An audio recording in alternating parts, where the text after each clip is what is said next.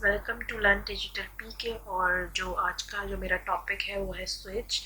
ये बेसिकली जो हमने अपने लास्ट लेक्चर में कंडीशनल स्टेटमेंट्स को स्टार्ट किया था। कंडीशनल स्टेटमेंट्स में मैंने आपको इफ से रिलेटेड सारी इंफॉर्मेशन दी थी, तो ये उसी का पार्ट है। यानी हमारे पास इफ के बाद जो है सेकेंड ऑपरेटर वो है स्विच।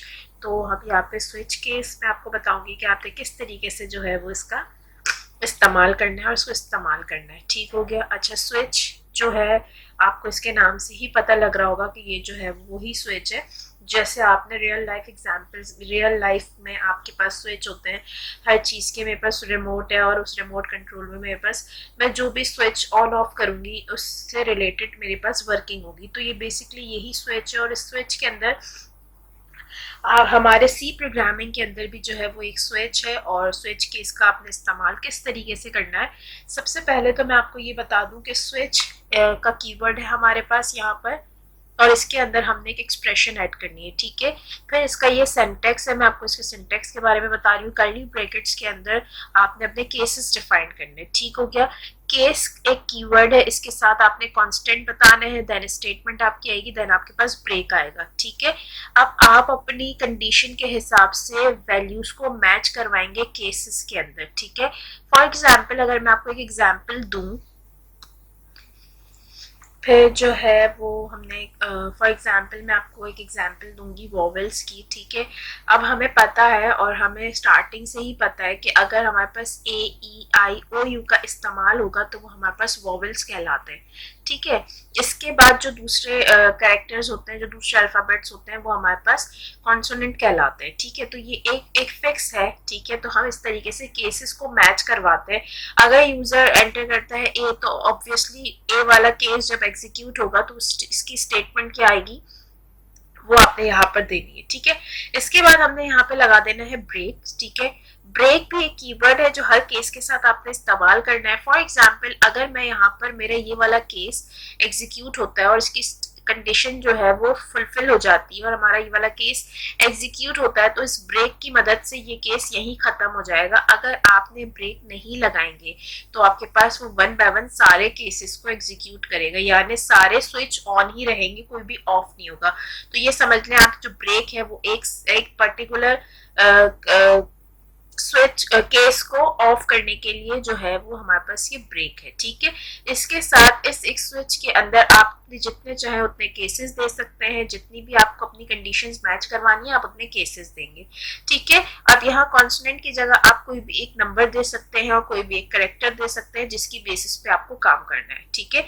इन केस आपके कोई भी केसेस मैच नहीं हो रहे, वो सब के सब फॉल्स हो रहे हैं, तब तो आपके पास ये डिफॉल्ट जो है वो एग्जीक्यूट हो जाएगा। जिस तरीके से इफ एल्स के अंदर इफ की कंडीशन जब ट्रू होती है तो हमारे पास इफ एग्जीक्यूट होता है, अगर नहीं होती तो हमारे पास एल्स एग्जीक्यूट होता है। इसी तरीके से स्विच केस के अंदर अगर आपके जो केसेस हैं वो मैच नहीं होंगे तो आपके पास डिफॉल्ट स्टेटमेंट एग्जीक्यूट हो जाएगी।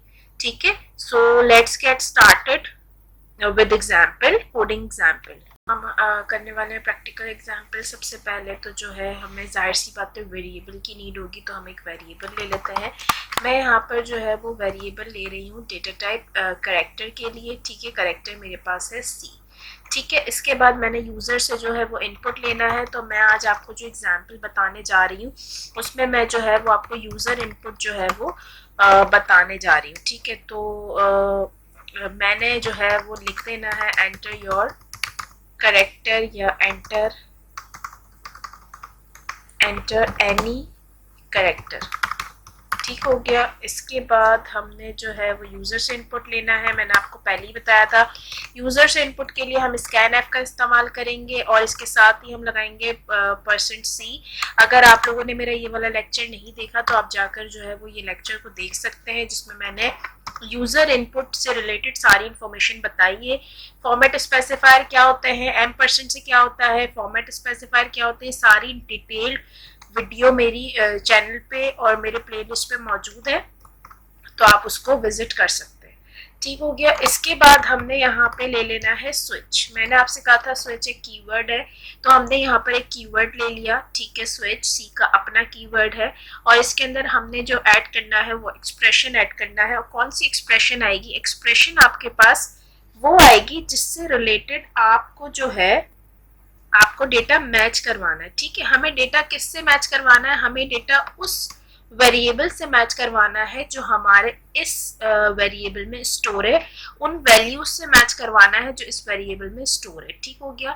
तो आपने सिंपली स्विच के अंदर यहाँ पर अपना वेरिएबल ले लिया, मैंने ले लिया सी, और मैंने इसकी बॉडी क्रिएट कर ली, यानी मैंने कर्ली ब्रेसेस दे दिए। ठीक है, अब कर्ली ब्रेसेस के अंदर मैंने केस दे देना है। मैंने आपसे कहा था कांस्टेंट के अंदर आप कोई भी कैरेक्टर दे सकते हैं, कोई भी नंबर दे सकते हैं।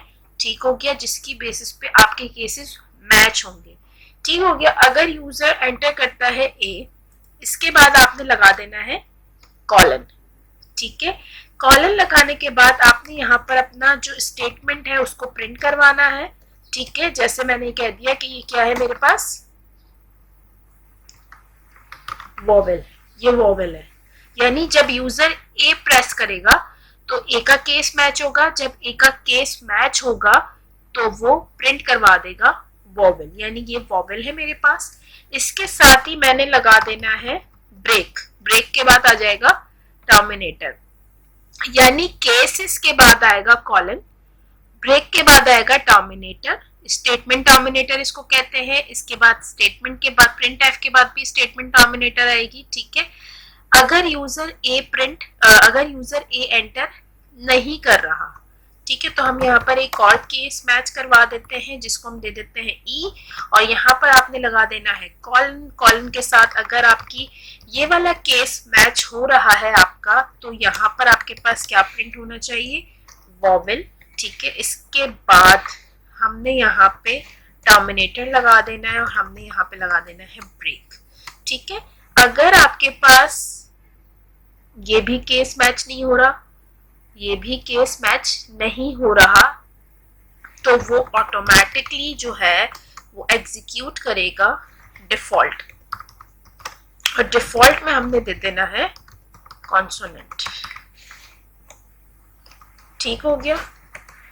तो ये हमारी स्विच केस की एग्जाम्पल है। ठीक है, यूजर से हमने इनपुट लिया, आपने स्विच के अंदर हमेशा से वो एक्सप्रेशन ऐड करवानी है जिससे रिलेटेड आपको अपना डेटा मैच करवाना है। ठीक है, यानी मेरा जो यूजर है वो जो भी इनपुट करेगा वो इस वेरिएबल में स्टोर होगा, इस वेरिएबल से वो यहाँ से स्विच मैच होगा।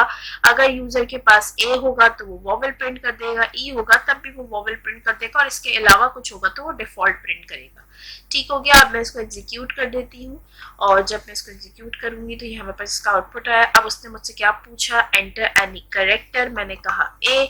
जैसे ही मैंने ए प्रेस किया तो उसने मुझे क्या कह दिया कि ये हमारे पास वोवेल है, यानी कि ये वाला केस हमारे पास मैच हुआ। ठीक हो गया। अगर मैं यहाँ पर ए और ई के अलावा एफ प्रेस करती हूँ तो मुझे कह रहा है कि ये कॉन्स्टेंट है। ठीक है, लेकिन हमारे पास वोवेल्स होते हैं ए, ई, आई, ओ, यू। अगर मैं यहाँ पे आई प्रेस कर रही हूँ तब भी वो मुझे कह रहा है कि कॉन्सोनेंट है, लेकिन ये तो हमारे पास वोवेल है। ठीक है, इस सिचुएशन में क्या करेंगे आप, फॉर एग्जाम्पल अगर आपको एक ही मैसेज एक डिफरेंट केसेस के ऊपर एक सिंगल मैसेज आपको प्रिंट करवाना है। ठीक है, अगर आपको डिफरेंट केसेस के ऊपर एक सिंगल मैसेज प्रिंट करवाना है तो मैं आपको उसका तरीका बताती हूँ। अदरवाइज ये जो केसेस हैं वो इसी तरीके से एग्जीक्यूट होंगे। इसको आप नंबर के साथ भी कर सकते हैं। अगर यूजर जीरो एंटर करेगा तो वो ऑफ हो जाएगा, अगर यूजर 1 एंटर करेगा तो वो ऑन हो जाएगा। ठीक है, ऑब्वियसली जब आप नंबर का इस्तेमाल करेंगे तो आप यहाँ पे सिंपल नंबर लिखेंगे, आप जो है वो सिंगल कोट्स नहीं लिखेंगे। ठीक है, single quotes is used only for characters। ठीक है, इंटीजर वैल्यूज के लिए सिंपल होगा। ठीक है, ये डेटा टाइप से रिलेटेड सारी इंफॉर्मेशन मेरी वीडियो में मौजूद है, आप वहां से विजिट करके डेटा टाइप से रिलेटेड इंफॉर्मेशन को जो है वो देख सकते हैं। तो आप मेरी उस वीडियो को विजिट करें। ठीक हो गया। चले अब दोबारा स्विच केस पे आ जाते हैं हम लोग। मैंने आपसे कहा था कि अगर हमें डिफरेंट केसेस पे सेम मैसेज प्रिंट करवाना है तो उसका क्या तरीकेकार है। ठीक है, वैसे तो ये स्विच केस की एग्जांपल है। ठीक है, स्विच केस इसी तरीके से होता है। मैं आपको एक दूसरा तरीका बता रही हूँ कि अगर आपको सेम डिफरेंट केसेस पे सेम मैसेज प्रिंट करवाना है तो आप क्या करेंगे। ठीक हो गया, हम जो है वो इसको हटा देंगे और यहाँ पर हम एक और केस मैच करवाएंगे ई। ठीक है भैया। इसके बाद ये जो इसका ये है कॉलन, ठीक है, तो ये इसका तरीका है। इसी तरीके से ई, इसी तरीके से आई, इसी तरीके से ओ, ए ई आई ओ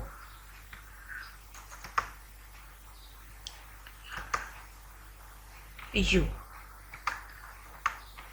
केस AEIOU, यानी यूजर जब आपके पास ए प्रेस करे, आई प्रेस करे, OU जो भी प्रेस करेगा तो स्टेटमेंट जो एग्जीक्यूट होगी हर केस के ऊपर वो ये एग्जीक्यूट होगी कि ये वोवेल है।